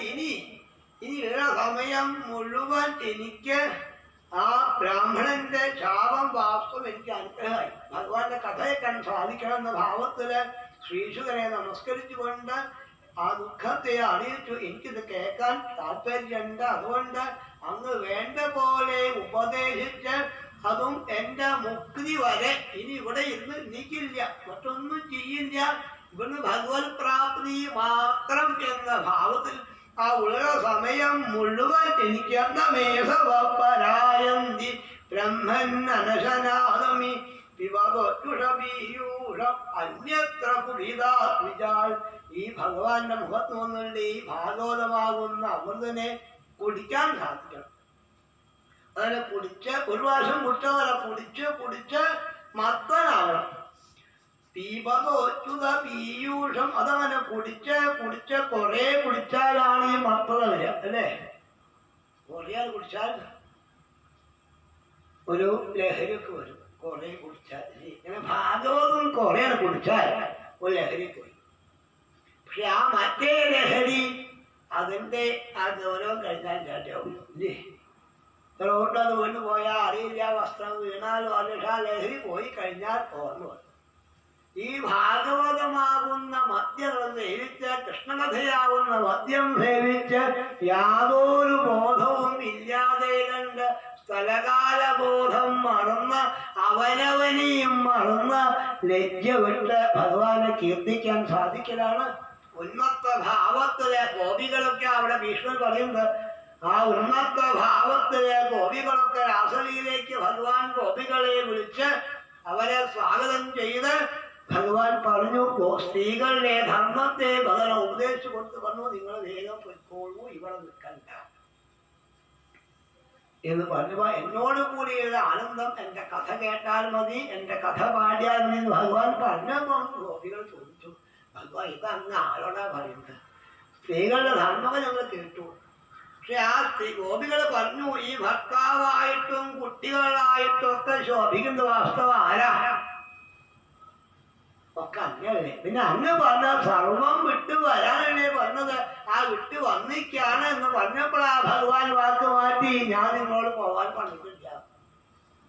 പിന്നെ രാസലയിലേക്ക് ആരംഭിക്കാൻ വേണ്ടി പുറപ്പെട്ട സൗഭഗമതം വന്നപ്പോഴാ ഭഗവാൻ അന്തർധാനം ചെയ്ത ഗോപികള് ഭഗവാനെ അന്വേഷിച്ച് ചെടികളോടും വൃക്ഷങ്ങളോടും കൃഷ്ണനെ കണ്ടുവന്ന് ചോദിച്ച് ഉന്മത്ത ഭാവത്തിലായപ്പോഴാണ് കൃഷ്ണന്റെ ലീലകളാണ് ഗോപികളാടുന്നത്. കൃഷ്ണൻ ഇങ്ങനെയാണ് ഗോവർദ്ധനം പൊക്കിയത്, കൃഷ്ണൻ ഇങ്ങനെയാ കാളിയമർദ്ദനം ആടിയ ഭഗവാന്റെ ലീലകൾ ഓരോന്നങ്ങനെ കുറെ ആടി പോകുമ്പോഴാണ് അവര് ഗോപികളെല്ലാം ഭഗവാനായി മാറിയപ്പോഴാണ് അവിടെയാണ് ഭഗവാന്റെ പാദലിംഗങ്ങൾ കണ്ടത്. അപ്പൊ ഭഗവാന്റെ ലീലകൾ ആടുമ്പം അത് ഗോപികാഗീതത്തിൽ കൂടി അവർ പറയുന്നുണ്ട്. ഭഗവാൻ ലീലകളെ വളരെ മധുരമായിട്ട് എല്ലാ ശുദ്ധിയും കൊടുക്കുന്നതാണ്, അത് കേൾക്കുന്തോറും നന്മ ഉണ്ടാവുന്നതാണ്. അതുകൊണ്ട് ഈ ശരീരം വീണു പോണത് വരെ എനിക്കിനി വേറൊന്നും വേണ്ട, വിസ്ഫോദാഹോ ക്ഷീണമൊന്നുമില്ല. അതുകൊണ്ട് ശ്രീശുകൻ പറയുന്ന ഭഗവാന്റെ കഥകളെ വിഭവച്യുതപീയൂഷം അതാണ് കുടിക്കാൻ സാധ്യത. കുടിച്ച് ആ ഒരു ശരീരം വീണു പോണത് വരെ എന്നർത്ഥം. അതുവരെ എനിക്ക് ഭഗവാന്റെ ലീലകളെ കേൾക്കാൻ സാധിക്കണമെന്ന് പ്രാർത്ഥിച്ചു. അത് എന്നെ കേൾപ്പിക്കണം. അങ്ങ് ചിലപ്പം ഞാൻ കേട്ടുകൊണ്ടിരിക്കുക, ചിലപ്പം സാധാരണ ചിന്തിക്കുമ്പോൾ ഉറക്കമൊന്നൊക്കെ വന്നേക്കാം. പക്ഷെ എനിക്ക് കേൾക്കാണ് വേണ്ടതെങ്കിലും അങ്ങയുടെ ചുമതല എന്നെ കേൾപ്പിക്കാന്നുള്ളതാണ്. അപ്പൊ കേൾപ്പിക്കുന്ന ആള് ശ്രദ്ധിക്കുന്നുണ്ടോ നോക്കണം, വേണ്ടേ? കേൾക്കുന്ന ഭാഗവതം കേൾക്കുന്ന കേൾക്കുന്നുണ്ടോ നോക്കിയിട്ട് വേണം കഥ. അതാണ് ഇടയ്ക്ക് ചുരുക്കി പറഞ്ഞു പോണത്. മോഹൻഡോ അറിയണ്ടേന്നാണ് പരീക്ഷത്തോടുകൂടി കേൾക്കുകയാണ്. എന്നാലും രാസലീലയിൽ പരീക്ഷ ഇങ്ങനെ കേട്ടിട്ടും സംശയം വന്നിട്ടുണ്ട്. ശിശുപാലന് മോക്ഷം കൊടുത്ത രംഗത്തെ പറ്റി ശ്രീശുഖബ്രഹ്മർഷി വർണ്ണിച്ചപ്പോഴാണ് അത് ശരിയായതാണോ എന്ന് പരീക്ഷന് സംശയം തോന്നി. ചോദിച്ചപ്പോഴാണ് ഞാൻ പണ്ട് പറഞ്ഞിട്ടുണ്ടെന്നാണ്. മുൻപ് ഞാൻ പറഞ്ഞിട്ടുണ്ട്, അന്നെന്തേ ശ്രദ്ധിക്കാനോ എന്ന്. ശ്രദ്ധിച്ചിട്ടുണ്ട് എന്റെ. അപ്പൊ എന്തോ ധാരയിൽ വിട്ടുപോയത് അതുകൊണ്ടായിരിക്കാം ശ്രീശുഖൻ വീണ്ടും സംശയം തീർത്തത്. അപ്പൊ ശ്രദ്ധയോടുകൂടി ഭഗവാന്റെ കഥകളെ കേൾക്കുക, ശ്രദ്ധയോടുകൂടി ഭഗവാന്റെ കഥകളെ കേൾപ്പിക്കുക. കേൾക്കുന്ന ആൾക്കും ചുമതലുണ്ട്, കേൾപ്പിക്കുന്ന ആൾക്കും. അപ്പൊ ഇടയ്ക്കങ്ങനെ ഉറക്കമൊന്നും തോന്നിയിട്ടെങ്കിൽ ഭക്ഷണം കഴിക്കാൻ ക്ഷീണിച്ചിരിക്കാവുമ്പോ ചിലപ്പം അങ്ങനെയൊക്കെ സംഭവിക്കാം. അങ്ങനെയൊക്കെ ആണെങ്കിലാണ്, അങ്ങനെ തോന്നുന്നുണ്ടെങ്കിൽ ആ തോന്നിച്ചേ കളയാനാണ് ഇടയ്ക്കിടയ്ക്ക് സർവത്ര ഗോവിന്ദനാമസങ്കീർത്തനം ഗോവിന്ദ ഗോവിന്ദ. എന്നാ മനസ്സ് പിന്നെ ഇങ്ങോട്ട് വരും. പെട്ടെന്ന് ഉണർന്നില്ല, മനസ്സ് കൊണ്ടുവരും. പിന്നെയും മനസ്സ് പോകുമ്പോൾ വിട്ടു കൊണ്ടുവരാൻ പറ്റിയ മാർഗം എന്താന്ന് ചോദിച്ചാല് മനസ്സിനെ വിട്ടാൽ കിട്ടില്ലെങ്കിൽ മനസ്സിനെ പിടിക്കാനുണ്ടാവും. എന്തെങ്കിലും മനസ്സൊക്കെ പോയിക്കോട്ടെ, ഈ നാവിനെ കൊണ്ട് ഇങ്ങനെ പിടിക്കാൻ സാധിക്കുമെന്ന് കാണിക്കുമാറാണ് ഇത് വിസ്തരിച്ച് ഭഗവാന്റെ കഥകള് മുഴുവൻ കേൾക്കണമെന്ന് പ്രാർത്ഥിച്ച് പരീക്ഷിത് മഹാരാജാവ് ശ്രീശുകനെ നമസ്കരിച്ചപ്പോഴാണ് ഇത് സൂതനാണ് കഥ പറയുന്നത്. ശൗനകാല ഋഷീശ്വരന്മാരുടെ കഥ പറയുന്നത്. സൂതൻ പറഞ്ഞു, സൗപാമന്തിതോ രാജ്ഞ ഗുണ കഥായാമിതി സർപ്പദേ ബ്രഹ്മരാഗോ വൃഷം പ്രീതോ വിഷ്ണുരാഗേന സംസ്വതി. ഇങ്ങനെ കഥ കേൾക്കാനുള്ള മോഹം, അതും ഭഗവാൻ ശ്രീകൃഷ്ണന്റെ കഥകൾ കേൾക്കാൻ വേണ്ടി പരീക്ഷിത് മഹാരാജാവ് ശ്രീശുഖ ബ്രഹ്മർഷിയോട് പറയാൻ വേണ്ടി പ്രാർത്ഥിച്ചപ്പം ശ്രീശുഖ ബ്രഹ്മർഷിക്ക് വാസ്തവം ഉണ്ടായൊരു സന്തോഷം. കഥ പറയാൻ വേണ്ടിയിട്ട് ഒരാൾ പറയാന്ന് പറഞ്ഞാൽ ഞാൻ ധരിച്ചതാണ്. സത്യം പറയണ്ടേ. കാരണം ആൾക്കാരില്ലാന്ന് എനിക്കറിയാം. ഇങ്ങനെ പറയാനൊരു ശീലവും കുറവ്. അങ്ങനെയൊക്കെ ആണെങ്കിലും ഇവിടെ വെച്ച് ത്രിഭക്ഷണം നടത്താൻ പറ്റുമെന്ന് ചോദിച്ചപ്പോ നമ്മള് വേണ്ടാന്ന് വെച്ചാൽ ഭഗവാൻ സമ്മതിക്കില്ല. എന്റെ കഥ പാടിക്കോളൂ. ഇപ്പൊ 10 ദിവസമായിട്ട് ഇങ്ങനെ വായിക്കാറ് 1-2 അധ്യായമൊക്കെ വായിക്കാറുള്ളൂ, പറയാറില്ല. ഇവിടെ വായനയാണെങ്കിൽ ഞാൻ ഒന്നും പറയില്ല. അപ്പൊ ഭഗവാൻ നിശ്ചയിച്ചു അങ്ങനെ ആയാൽ പറ്റില്ല, അങ്ങനൊന്നും ആയാൽ പറ്റില്ല. അതിനു വേണ്ടിയിട്ട് അതും ഗുരുവായൂരപ്പന്റെ പരമഭക്തനായ വേങ്ങേരിയെ സ്മരിച്ചുകൊണ്ടുള്ള കഥ. ഇതൊക്കെ അവസരം വാസ്തവം. ഇതൊക്കെ ആരാ ഒഴിച്ചിട്ടത്? ഈ ഗുരുവായൂരപ്പനല്ലാണ്ട് വരെ ആരാ? ഈ ഗുരുവായൂരപ്പൻ നമ്മളെ കൊണ്ട് പറയിപ്പിക്കുക, നമ്മളെ കൊണ്ട് കേൾപ്പിക്കുക, ഈ ആനന്ദം അനുഭവിപ്പിക്കുക. വാസ്തവം ശ്രീശുകൻ ഇതാണ് കേട്ടപ്പം ബ്രഹ്മരാധോ പൃശം പ്രീതോ വിഷ്ണുരാധേന സംസതി. ഭഗവാന്റെ കഥ പറയാൻ വേണ്ടി പരീക്ഷിത് മഹാരാജാവ് ശ്രീശുക ബ്രഹ്മർഷിയോട് ആവശ്യപ്പെട്ട. അപ്പൊ ശ്രീശുക ബ്രഹ്മർഷി വാസ്തവം വളരെ സന്തോഷം. ഇങ്ങനെ തന്നെ വേണം, ഇങ്ങനെ തന്നെ വേണം. കഥ പറയാൻ വന്നതാണെങ്കിലും കഥ കേൾക്കാൻ ഇത്ര മോഹം പരീക്ഷിച്ചിട്ടുണ്ടായില്ലേ, ഈ വേറെ ഒന്നും. അപ്പൊ അതിന് വാസ്തവം ആ ബ്രാഹ്മണ ശാപം അനുകൂലമായിട്ട് വന്നു. കഥ കേൾക്കാൻ അവസരം തന്നില്ല എന്ന ഭാവത്തില് കഥ പറയാനുള്ള അവസരം തന്നില്ല. കേട്ടപ്പോ ശ്രീശുക ബ്രഹ്മർഷിക്ക് വളരെ സന്തോഷമായി. ആഹ ഭാഗവതം നാമ പുരാണം ബ്രഹ്മസംഹിതം ബ്രഹ്മണേ ഭഗവത് പ്രോക്തം ബ്രഹ്മകൽപൗ ഭാഗവതേ. ഈ ഭാഗവതം എങ്ങനെയാണെന്നറിയോ? ശ്രീശുകൻ പറയാണ്, ആഹ ഭാഗവതം നാമ പുരാണം. ഈ ശ്രീമദ് ഭാഗവതേ വാസ്തവം നാമത്തിന്റെ പുരാണാണ് പരീക്ഷത്തെ. ഭാഗവതം നാമപുരാണമാണ് ശ്രീമദ് ഭാഗവതം. അതും ബ്രഹ്മസംഹിതം, വേദത്തിന് തുല്യമാണ്. വിദ്യാരംഭം വരാൻ പോവാണ്. വിദ്യാരംഭത്തിലൂടെ വേദമാണ് അധ്യയനം ചെയ്യേണ്ടത്, തെളിഞ്ഞതാണ്. വിദ്യാരംഭം വേദാരംഭം എന്നാണ് വേണ്ടത്. ഈ ദശമിയുടെ അന്ന് മുഹൂർത്തം നോക്കണ്ട വിദ്യാരംഭത്തിനെന്ന് പറയാറുണ്ട്. കുട്ടികളെ എഴുത്തിനിരുത്താൻ മുഹൂർത്തം നോക്കണ്ട. ഉപനയനം കഴിഞ്ഞുള്ള കുട്ടികൾക്ക് വേദം അധ്യയനം ചെയ്യാൻ പുറപ്പെടുമ്പോൾ ഈ ദിവസം തെളിഞ്ഞാണെങ്കിൽ പിന്നെ മുഹൂർത്തൊന്നും, മറ്റു വേറെ ദിവസമാണെങ്കിൽ മുഹൂർത്തൊക്കെ വേണം. ഈ ദിവസത്തിന് മുഹൂർത്തൊന്നും വേണ്ട. നമ്മളും ആ വിദ്യാരംഭം അന്ന് നമുക്കും വിദ്യ അഭ്യസിക്കാൻ സാധിക്കുന്ന ഭാവത്തില് ഇത് വേദം തന്നെയാണോ? വേദത്തിന് തുല്യമാണ് ശ്രീമദ് ഭാഗവതം. നാമത്തിന്റെ പുരാണമാണ്. ബ്രഹ്മണേ ഭഗവത് പ്രോക്തം ബ്രഹ്മകൽപൗ ഭാഗവതേ. ഇത് വാസ്തവം ശ്രീഹരി സൃഷ്ടിച്ചതാണ് കേട്ടോ. ഈ ഭാഗവതത്തെ ശ്രീഹരി പ്രളയകാൽ ശ്രീഹരി സൃഷ്ടിച്ച് ആ ശ്രീഹരി തന്നെ ഈ ഭാഗവതത്തെ ബ്രഹ്മദേവന് ഉപദേശിച്ചു കൊടുത്തു. സൃഷ്ടിയുടെ ആരംഭത്തില് ബ്രഹ്മദേവനോട് ഭഗവാൻ പറഞ്ഞു, ഇതൊക്കെ നേരാക്കണമെന്ന് പറഞ്ഞപ്പോഴാണ് ബ്രഹ്മദേവന് സംശയം തോന്നി. ഭഗവാനെ അങ്ങനെ ആയാല് ബന്ധം ഉണ്ടാവില്ലേ എന്ന് സംശയം തോന്നി.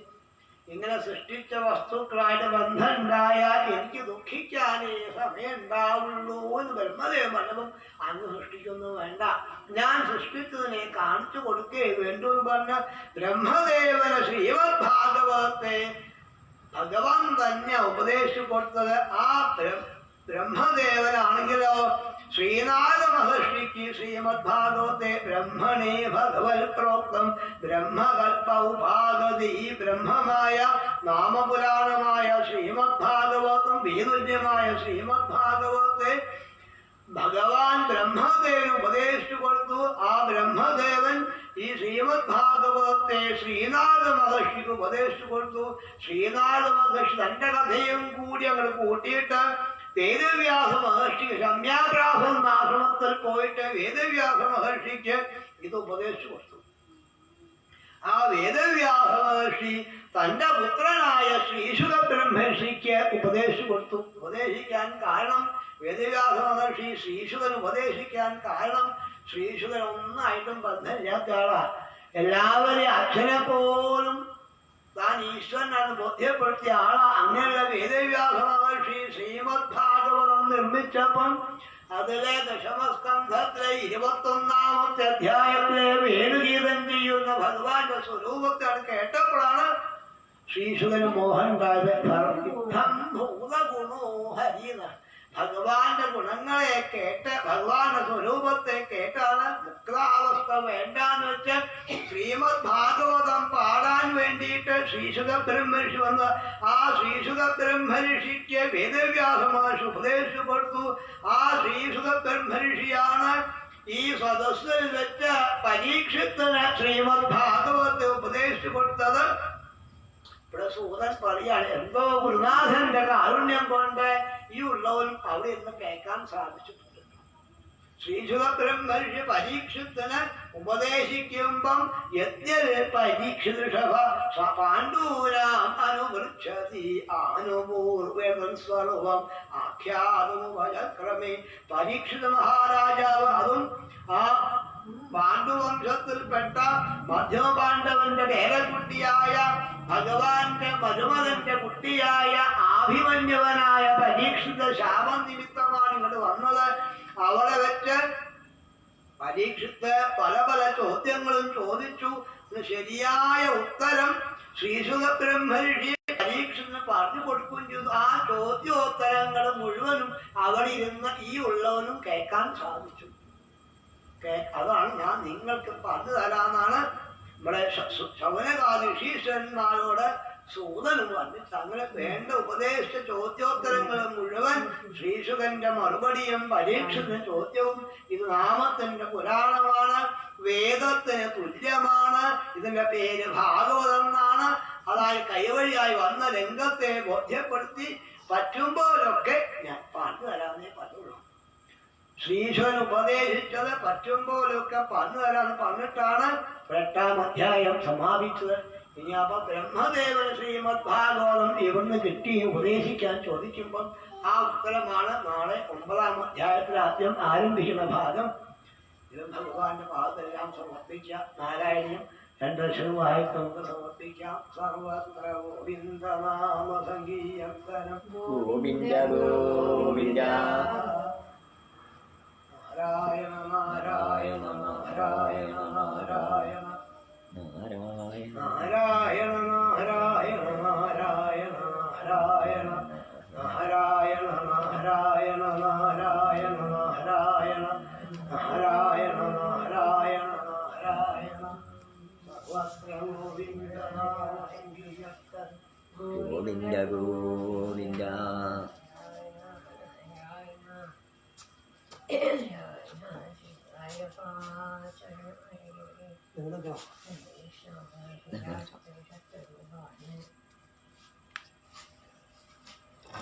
നല്ല വായിക്കാൻ മതി, ബന്ധപ്പെടണ്ട.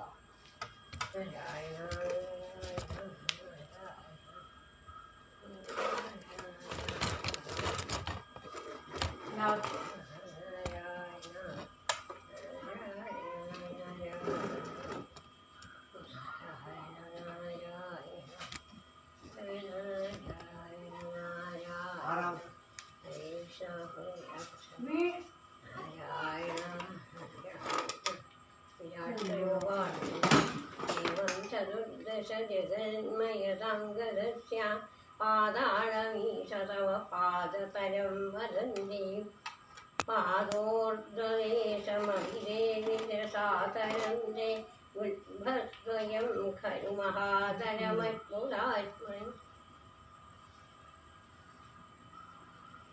ജംഗേശലാതലമതോ സുതലഞ്ജായും ഇഞ്ചോരുഭാഗയുഗളം പിതലാതലേ ദ്വേ ശോണീതലം ജഘനമംബരവർഗനാഭി ചക്രനിരവസ്തവ ചക്രപാണേ അർത്ഥോടില്ലേ ചക്രപാണിയായ ദേവ ശ്ലോകം വായിച്ചാൽ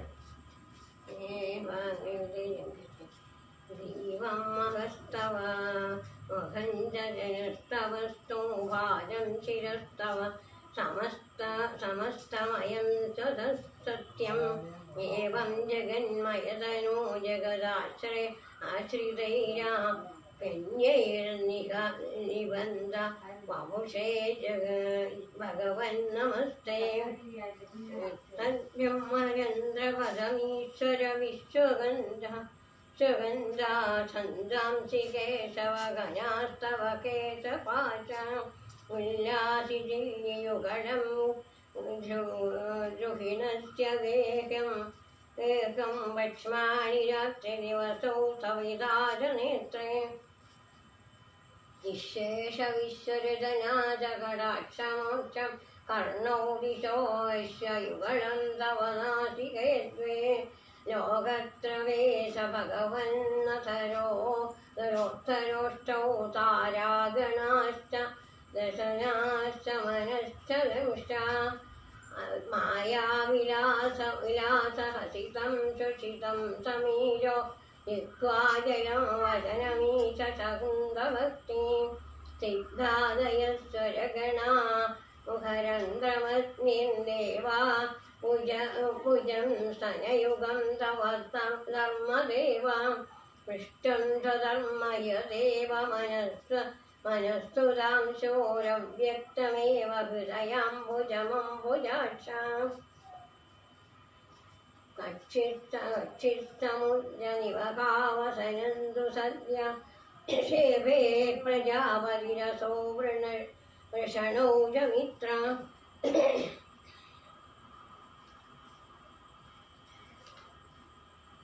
शोणीस्थलं गगनापतयोर्नगास्ते हृष्टशैन्दव मुखागमनन्तु काला विप्रादिवर्णभवनं वदनाब्जगावो चारूयुयुग्मशरणं करुणाम्बुधेते संसारचक्रमयि चक्रधरक्रियास्ते बीजं महासुरगणोऽस्ते नास्ति कलानि चैलां नाड्यो सरित्समुदयस्तरवस्तरोम नीयादिदं वपुरनिर्वचनीयमीशाम् ईदृत्यगन्मयमुत्तव कर्मकार्यं कर्मावसानसमये स्मरणीयमावो तस्यान्तरात्मवपुरे विमलात्मने ते मादालयादिवनोऽस्तु निरुन्धिरोगान्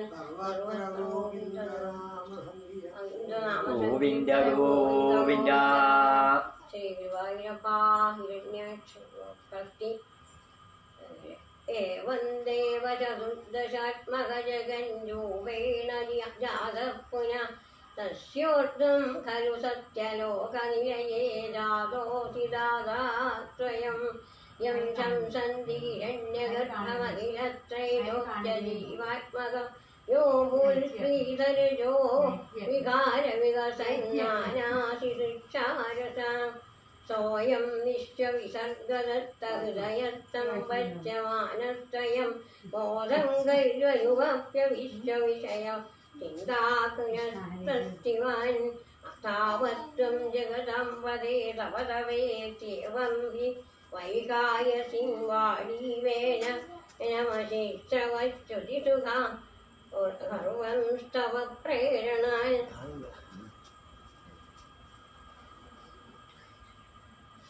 कोसोम आमवदल्पुमानिधिजलापूर्णे जगन्मण्डले नित्यनित्यकिमप्यनिश्चितवदा वाक्यार्थमुत्पश्यता दिव्यं वर्षसहस्रमस्तदवसा तेन त्वमाराधिता तस्मै दर्शितवानसि स्वनिलयं वैकुण्ठमेकाद्भुतं मायायत्र कदापि नो विगरुदे पादे जगद्भ्यो वहि शोकक्रोधविमोहसात्वसमुखा भावास्तु दूरं गदा सान्द्रानन्दत्रयीज यत्र परम योनिप्रकाशात्मके तत्ते रामविभावितं विजयदे वैकुण्ठरूपं विभो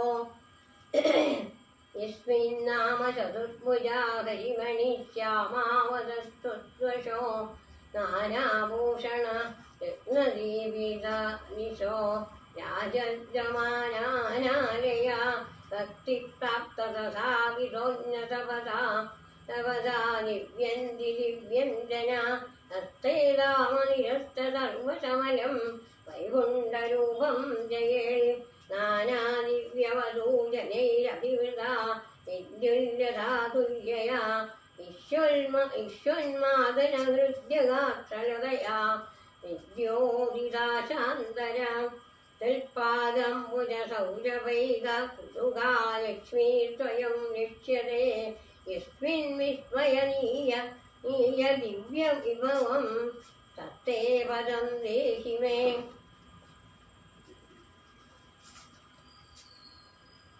तत्रैवं प्रतिदर्शिते निजपते रत्नासनाद्यासितं वास्तुर्कोडिलसे किरीटकटकाद्याकल्पनिप्राकृति श्रीवत्सङ्गितमात्रकौस्तुभमणि छायारुणं कारणं शेषान्तवसत्रमैक्षरविधिं तत्ते विभो वासु मे കാളാംബോധകളായ കോമളരുചി ചക്രേണ ചക്രന്ദിശ ആമുന്വാനമുദാരമന്ദഹസിത ചന്ദ്രൽ പ്രസന്നാനനം രാജിൽ കമ്പുവലാരി പങ്കജധര ശ്രീമത്പുജാമണ്ഡലം സൃഷ്ടുസ്തുഷ്ടികരം ബഹുസ്തവ പുസ്തവ ബഹുസ്തവ വിഭോ ദ്രോഗമുദ്വാസയേ ദൃഷ്ട്വാ സംവൃതസംഭ്രമക്കമലഭൂത്വൽപാദവാദോരുഹേ ഹർഷാവേശവശം വദോ നിപതിതാ പ്രീത്യാവൃതാർത്ഥീ ഭവൻ ജ്ഞാനാസ്യേവ മയീഷിതം മമ വിഭോ ജ്ഞാനന്തദാപാദയാ വൈദാദ്വൈതവമാൽസ്വരൂപപരമേ ത്യാരഷ്ടതം ത്വാം ഭജേ ആദാമ്രേ ചരണേ വിനമ്രമസതം നമസ്തേ നമസ്തേ സ്മൃതൻ ബോധസ്തേവ വിദാസ്തസർഗവിധിവിൻ ബന്ധോ വിസഞ്ജായതേ നിത്യാവശ്യകിരം പ്രദോഷ്യനിതരാം തച്ചിത്തകൂടസ്വയം ദൃഷ്ടൗത്വം ചൗത്വം സമുദൈരയസ്ത ഭഗവൻ ഉല്ലാസയോല്ലാഖതാം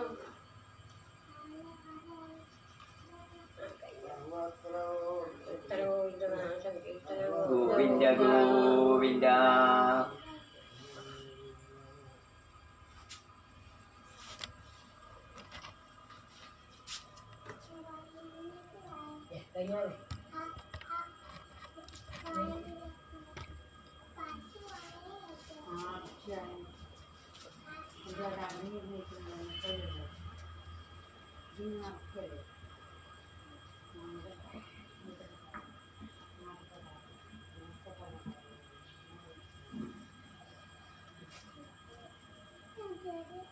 ഹരേ കൃഷ്ണ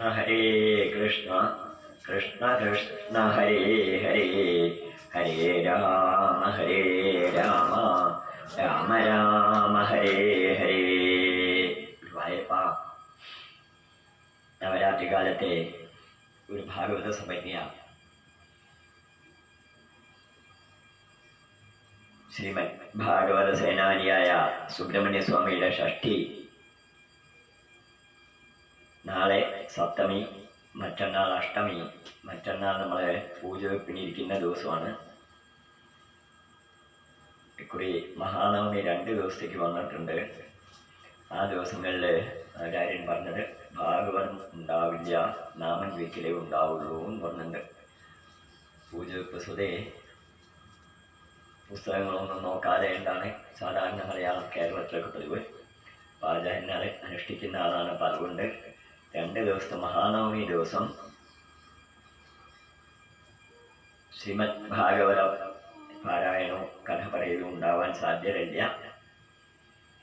വിജയദശമി തൊട്ട് വീണ്ടും നമ്മൾ പതിവ് പോലെ ഭാഗവതത്തിലേക്ക് എത്തും.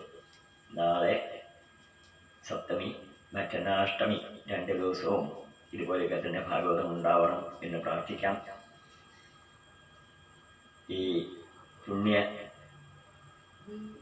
നവരാത്രി കാലത്തെ ഭാഗവതം പ്രശ്നവിധി എന്ന അധ്യായം വരെ നമുക്ക് അനുഗ്രഹിച്ചു തന്ന ആചാര്യനെ സാഷ്ടാംഗ പ്രണാമങ്ങൾ അർപ്പിക്കാം. ഈ ഭാഗവതം വേണമെന്ന് തീരുമാനിക്കുന്ന ശ്രീ ഗുരുവായൂരപ്പനെയും അത് വളരെ ഭംഗിയായി നടത്തണം എന്ന് പ്രാർത്ഥിക്കുന്ന മഹാദേവനെയും ഈ ക്ഷേത്ര നാഥനായ ശ്രീമദ് ഭാഗവത സേനാപതിയായ സുബ്രഹ്മണ്യ സ്വാമിയെയും എല്ലാ വിഘ്നങ്ങളെയും മാറ്റി ശ്രീമദ് ഭാഗവതത്തെ കൊണ്ട് നടക്കുന്ന ഉണ്ണിഗണപതിയെയും നമസ്കരിക്കാം. പതിവുപോലെ നാളെ കാലത്ത് 7:30 നമുക്ക് സഹസ്രനാമത്തിലേക്ക് എത്താൻ ശ്രമിക്കാം. ഹരേ ഗുരുവായൂരപ്പ.